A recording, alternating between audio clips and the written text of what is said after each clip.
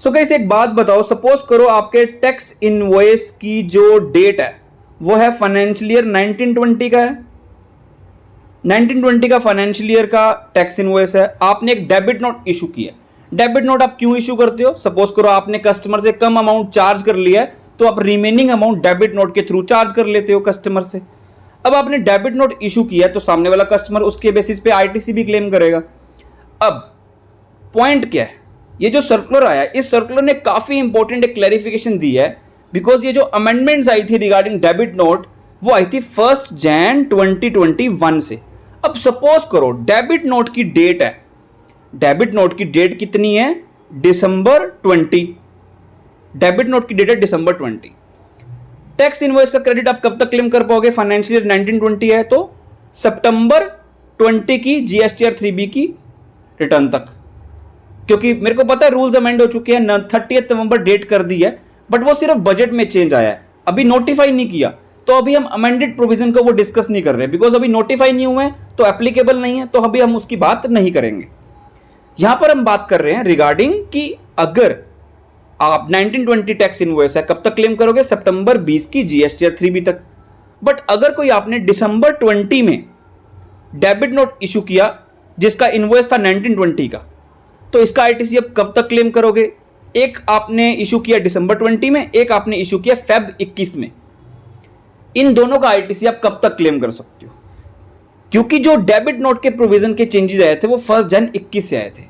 Point इसकी अगर कोई डेबिट नोट दिसंबर 20 में इशू हो रहा है जिसका अभी तक आईटीसी सामने वाले ने क्लेम नहीं किया, तो 1 जन 21 के बाद क्या उसके ऊपर अमेंडेड प्रोविजन एप्लीकेबल होगा? सर ये क्या बात कर रहे हो, समझ में नहीं आ रहा। हम एग्जांपल के साथ डिस्कस करेंगे। आपको कमेंट बॉक्स में बताना है कि क्या दिसंबर 20 जो 1 जन 21 से पहले इशू हुआ है डेबिट नोट, क्या उसके आईटीसी क्लेम करने के लिए भी रेलेवेंट फाइनेंशियल ईयर 2021 माना जाएगा या 1920 माना जाएगा? बिकॉज अमेंड हुए थे प्रोविजन 1 जन 21 से। सो अगर आप वीडियो में और चैनल पे नए आए तो चैनल को सब्सक्राइब कर लो, बेल बटन को प्रेस कर लो और वीडियो को लाइक करना मत भूलना, बिकॉज आपका एक लाइक गाइज हमें काफी मोटिवेट करता है ऐसी वीडियोस अपडेट्स टाइमली शेयर करने में। So let's get started. तो आपको बेस समझ में आ गया। हमारे डेबिट नोट कितने हैं? 2 हैं। एक दिसंबर 20 में इशू हुआ है, एक हुआ है फेब 21 में। डेबिट नोट में चेंज जो आया था वो आया था 1 जन 21 से। चेंज क्या आया था कि डेबिट नोट के ऊपर आईटीसी क्लेम करने के लिए आपको डेबिट नोट की डेट देखनी है, ना कि ये देखना है कि वो किस इनवॉइस से पर्टेन करता है। हमारे एग्जांपल में टैक्स इनवॉइस कौन से साल का था? 1920 का था, फाइनेंशियल ईयर 1920 का था। तो उस टैक्स इनवॉइस की आईटीसी कब तक क्लेम करोगे? सितंबर 20 की 3B तक। अमेंडेड प्रोविजन इग्नोर कर दो बिकॉज नोटिफाइड नहीं हुए। बट अगर कोई डेबिट नोट इस साल के लिए इशू किया गया 1920 के लिए, तो उसके लिए हम रेलेवेंट फाइनेंशियल ईयर 1920 नहीं मानेंगे। उसके लिए रेलेवेंट फाइनेंशियल ईयर हम मानेंगे डेबिट नोट की जो डेट होगी।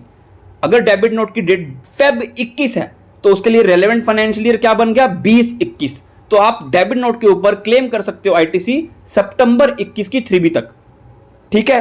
बट सपोज करो अगर डेबिट नोट की डेट दिसंबर 20 है, 1 जन 21 से पहले, बिकॉज ये चेंज आया था डेबिट नोट से रिलेटेड 1 जन 21 को। अगर कोई डेबिट नोट की डेट दिसंबर 20 है तो क्या इसके ऊपर भी अमेंडेड प्रोविजन एप्लीकेबल होगा? तो देखते हैं। Which of the following dates are relevant to determine the financial year for the purpose of section 16 subsection 4? क्या डेबिट नोट जो इशू किया डेट वो रेलेवेंट है या जो डेट है इनवॉइस की वो रेलेवेंट है? हमारे एग्जांपल में टैक्स इनवॉइस 1920 का और हमारे एग्जांपल में डेबिट नोट की डेट है दिसंबर 20 एंड फेब 21। इन दोनों के ऊपर क्वेश्चन है। अभी इसको पढ़ते हैं। इट इज क्लैरिफाइड दैट ये जो प्रोविजंस अमेंडेड आए थे 1 जन 21 से आए थे, क्या बोला था कि in case of debit note the date of issuance of debit note is relevant. हमारे एग्जांपल में दिसंबर 20 एंड फेब 21 वो रेलेवेंट है। Note the date of underlying invoice. हमारे एग्जांपल में टैक्स इनवॉइस फाइनेंशियल ईयर 1920 का है तो वो रेलेवेंट नहीं है। रेलेवेंट मतलब सेक्शन 16 सबसेक्शन 4 के लिए क्या रेलेवेंट है। जैसे ही फाइनेंशियल ईयर डिटरमिन हो जाएगा कि कौन सा रेलेवेंट है, उस साल के खत्म होने के बाद सितंबर तक हम क्लेम करेंगे इग्नोर्ड अमेंडेड प्रोविजन बिकॉज वो नोटिफाइड नहीं हुए हैं। The availment of ITC on debit notes in respect of amended provision जो कि एप्लीकेबल हो रहा है 1 जन 21 से, Accordingly, for availment of ITC on or after 1st Jan 21 in respect of debit notes, चाहे वो इशू हुए हैं प्रायर टू 1st Jan 21 या 1st Jan 21 के बाद। हमारे एग्जांपल में अगर कोई डेबिट नोट इशू दिसंबर 20 में हुआ है और एक हमारे एग्जांपल में इशू हुआ है फेब 21 को, अगर हमने 1st Jan 21 से पहले कोई डेबिट नोट जो इशू हुआ है उसके ऊपर आईटीसी अभी क्लेम नहीं किया, 1st Jan 21 के बाद क्लेम करेंगे, तो उस केस में उस आईटीसी के ऊपर अमेंडेड प्रोविजन एप्लीकेबल होंगे। तो हमारे एग्जांपल में फाइनेंशियल ईयर 20-21 ही रेलेवेंट फाइनेंशियल ईयर माना जाएगा, दिसंबर 20 के लिए भी, फेब 21 के लिए भी। फॉर एग्जांपल अगर आपका डेबिट नोट इशू हुआ था सितंबर 20 में या अक्टूबर 20 में और अगर आपने उसका आईटीसी क्लेम अभी तक नहीं किया, तब भी आपका 1st Jan 21 के बाद अमेंडेड प्रोविजन एप्लीकेबल होंगे। The eligibility for availment of ITC will be governed by the amended provision of section 16 subsection 4, चाहे आपका डेबिट नोट 1st Jan 21 से पहले इशू हुआ है या बाद में इशू हुआ है, ठीक है। Whereas अगर कोई आईटीसी आपने डेबिट नोट के ऊपर 1st Jan 21 से पहले क्लेम कर लिया है, उस केस में डेबिट नोट के ऊपर जो प्रोविजन पहले थे, पहले क्या बोलता था कि अगर डेबिट नोट फाइनेंशियल ईयर 1920 के इनवॉइस से पर्टेन करता है तो उस केस में रेलेवेंट फाइनेंशियल ईयर कौन सा हुआ, फाइनेंशियल ईयर 1920, सितंबर 20 तक आप क्लेम कर पाओगे। तो वो वही लगेंगे रूल्स जो एग्जिस्टिंग थे, as it existed before the said amendment, तो वो वही लगेंगे। एग्जाम्पल पढ़ते हैं, इलस्ट्रेशन 2 अच्छी इलस्ट्रेशन है। एक डेबिट नोट है जो कि इशू किया गया 10 नवंबर 2020 को in respect of N invoice जो कि पर्टेन है फाइनेंशियल ईयर 1920 का। टैक्स इनवॉइस हो गया 1920, डेबिट नोट जो इशू हुआ है वो 10 नवंबर 2020 को हुआ है, ठीक है।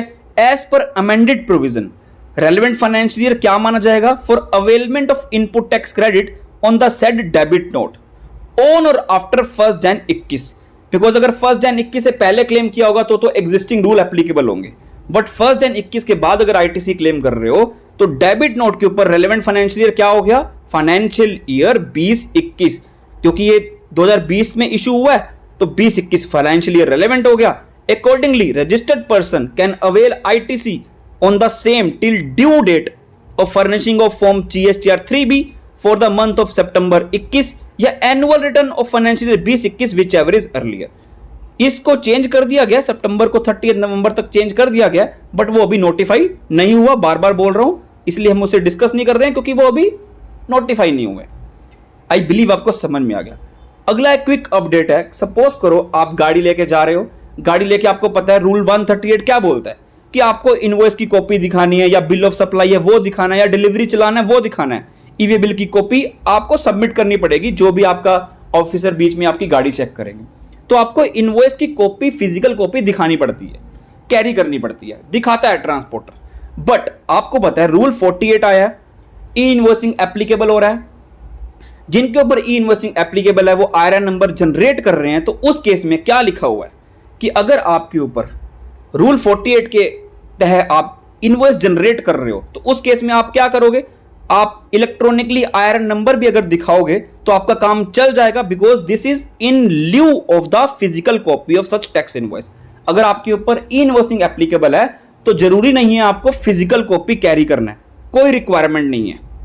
तो अगर हम दोनों रूल्स को पढ़ते हैं 138A1 एंड 138(2), बिकॉज पहले क्या लिखा था, फिजिकल कॉपी कैरी करनी है जब तक ई इनवॉइसिंग एप्लीकेबल नहीं हो रहा था, बट अब ई इनवॉइसिंग एप्लीकेबल है, आईआरएन जनरेट हो रहे हैं, तो दोनों को पढ़ के यही लगा है पता, यही क्लैरिफाई किया गया है that there is no need to carry the physical copy of tax invoices in case जहां पर ई इनवॉइस इशू हो रहा है, वहां पर आप क्यूआर नंबर दिखाओ, वो काम चल जाएगा।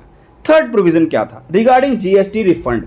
आपको पता है जब आप एक्सपोर्ट्स करते हो तो आपको रिफंड जो मिलता है एक्सपोर्ट्स के केस में, क्यों मिलता है, 3 उसमें रिस्ट्रिक्शंस हैं कि जिन 3 केसेस में आपका रिफंड नहीं मिल सकता। अगर आपको कोई ड्यूटी ड्रॉबैक मिल रहा है तो आपको रिफंड नहीं मिलेगा। अगर आपके गुड्स के ऊपर एक्सपोर्ट ड्यूटी लगती है, तब आपके ऊपर रिस्ट्रिक्शन लग जाती है रिफंड के लिए। तो क्वेश्चन था कि सपोज करो जो आप गुड्स एक्सपोर्ट कर रहे हो उसके ऊपर नील रेट है या वो एग्जेम्प्ट है, तो क्या वो उस रिस्ट्रिक्शन में फॉल करेगा और रिफंड आपको नहीं मिलेगा? तो आंसर इज नो। एक बार पढ़ लेते हैं। Whether the first proviso to section 54 subsection 3 जो कि प्रोहिबिट करता है कि आपको रिफंड नहीं मिलेगा अनयूटिलाइज्ड आईटीसी का। क्या ये रिस्ट्रिक्शन एप्लीकेबल है अगर आपके जो गुड्स एक्सपोर्ट कर रहे हो उनके ऊपर नील रेट है? अब इसका मतलब समझना है कि कब बोला जाता है कि हाँ गुड्स के ऊपर एक्सपोर्ट ड्यूटी एप्लीकेबल हो रही है, क्योंकि अगर आप गुड्स के ऊपर एक्सपोर्ट ड्यूटी दे रहे हो, कुछ पे कर रहे हो, तभी रिस्ट्रिक्शन एप्लीकेबल है और रिफंड नहीं मिलेगा। अगर कुछ नील रेट है या एग्जम्प्टेड है तब रिस्ट्रिक्शन एप्लीकेबल नहीं है। The term subjected to export duty used in the first proviso to section 54 subsection 3 means that where goods are actually leviable to export duty, मतलब आप कुछ पे कर रहे हो at the time of export, तो उस केस में आपके ऊपर ये रूल एप्लीकेबल हो रहा है। Therefore goods in respect of which कोई नील रेट है या वो एग्जम्प्ट है वो कवर नहीं हो रहे। So it is clarified that only those goods, उसी के ऊपर रिस्ट्रिक्शन एप्लीकेबल होगी रिफंड के लिए जिस पे आप एक्चुअली कुछ पे कर रहे हो, will be covered under the restriction imposed under section this from availment of refund of ITC, accumulated ITC, जिसके ऊपर नील रेट है या जो exempted है from the payment वो कवर्ड नहीं हो रहे हैं, would not be covered by the restriction imposed under the first proviso to section 54 subsection 3 for the purpose of availment of refund of accumulated ITC। Circular की copy आपको मेरे मिल जाएगी Telegram में। काफी हमने एग्जांपल से डिस्कस कर लिए इजी लैंग्वेज में। वीडियो में कुछ भी अच्छा लगे तो लाइक शेयर कमेंट करना मत भूलना। Till then goodbye and thank you so much.